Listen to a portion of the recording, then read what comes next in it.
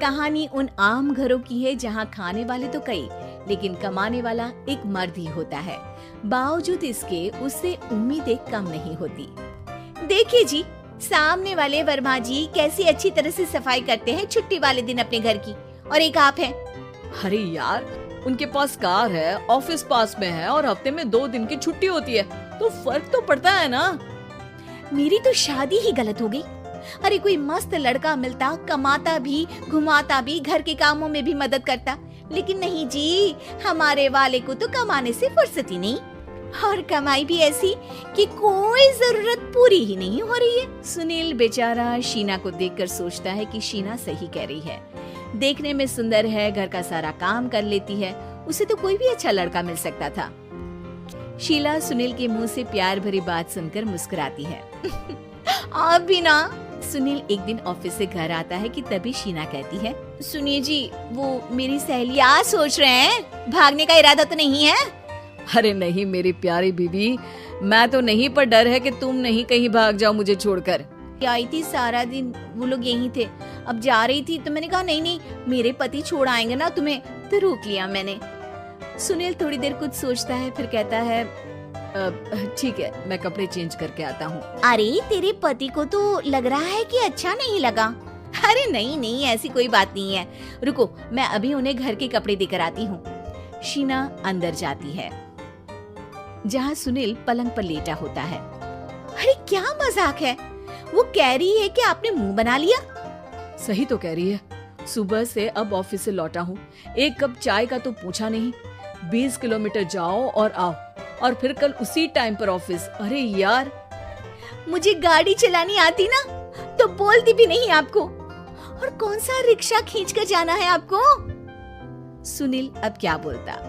रात देर से आता है और सो जाता है। अगले दिन शरीर दर्द हो रहा है। अरे तो मत जाओ ना ऑफिस, चलते हैं ना मार्केट घूमने, फिर पिक्चर देखेंगे और रात में खाना खाकर घर वापस। सुनील जब सारे दिन की थकान वाला शेड्यूल सुनता है तो वो सीधे सीधे ऑफिस के लिए तैयार हो जाता है। अब आए दिन शीना की डिमांड बढ़ती ही चली जाती है और सुनील उसको पूरा भी करता, लेकिन एक दिन, ए जी मेरा भाई आ रहा है, उसे 2 लाख रुपए की जरूरत है। हाँ तो मैं क्या करूँ शीना, मेरे पास इतने रुपए नहीं है। हाँ हाँ पता है नहीं है, लेकिन किसी से लेकर तो दे सकते हो ना। अरे मैं किससे मांगू, मेरे तो जानने में भी कोई नहीं है जिसके पास इतनी बड़ी रकम हो। तभी वहाँ शीना का भाई शीनू आ जाता है। जीजा जी कैसे हैं आप? अब मैं ठीक हूँ शीनू, अचानक इतनी बड़ी रकम की जरूरत कैसे पड़ गई?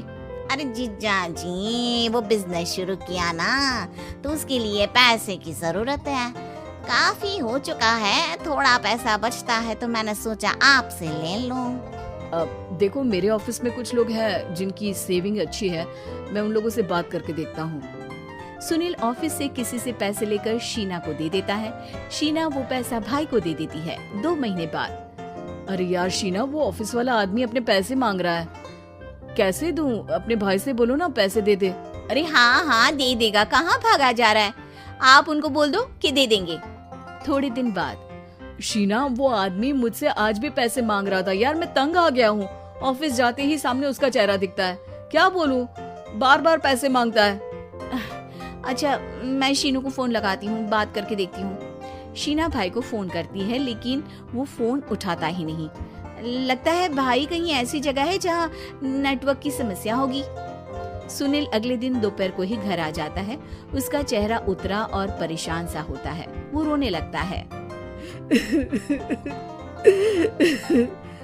अरे क्या हुआ जी, आप इतना परेशान क्यों हैं? सब ठीक तो है ना? अरे नहीं शीना, कुछ ठीक नहीं है, मैं ठीक नहीं हूँ। तुम्हारे भाई के लिए मैंने जो पैसे लिए थे, उस आदमी ने आज भरे ऑफिस में सबके सामने मेरी बेइज्जती कर दी। सबके सामने आज मैं कर्जदार बनकर खड़ा था। मैंने हर वो प्रयास किया घर चलाने के लिए जो मैं कर सकता था, लेकिन अब नहीं होगा। वो फिर रोने लगता है। अरे आप तो औरतों की तरह रो रहे हैं, मर्द हैं आप। क्यों, आदमी के सीने में दिल नहीं होता, या फिर वो इंसान नहीं मशीन होता है? अरे मैं थक चुका हूँ शीना, तुम समझती क्यों नहीं? मैं भी शारीरिक और मानसिक रूप से थकता हूँ। मैं भी आराम करना चाहता हूँ, सुकून चाहता हूँ। मैं अब कुछ नहीं कर सकता। कुछ नहीं। वो बैठ जाता है। शीना पति को हैरान परेशान देखकर चुप हो जाती है। अगले दिन, सुनिए, ये लीजिए 2 लाख रुपए, उस आदमी को दे दीजिए और बोल दीजिए कि आज के बाद किसी को पैसे के लिए बेइज्जत ना करे। सुनील पैसे देखकर राहत की सांस लेता है। अरे शीना, तुमने तो मेरा बहुत बड़ा काम कर दिया। अब मैं शान से ऑफिस जा सकता हूँ। लेकिन ये पैसे आए कहाँ से? ये पैसे मैंने अपने गहनों को गिरवी रख कर लिया है। तुम ठीक रहो, निश्चिंत रहो, मैं बस यही चाहती हूँ। मुझे माफ करना, पर अब मैं समझ चुकी हूँ कि मर्द को भी दर्द होता है।